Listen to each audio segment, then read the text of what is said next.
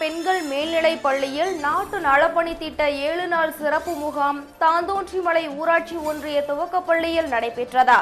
இந்த நாட்டு நலப்பணி திட்ட முகாமில் பள்ளி வளாகம் தூய்மை, ஆலய உளவார பணிகள் நடைபெற்றது. இதில் பள்ளி ஆசிரியர்கள், நாட்டு நலப்பணி திட்ட அலுவலர் அல்போன்ஸ் மற்றும் பள்ளி மாணவ மாணவிகள் உடனிருந்தனர்.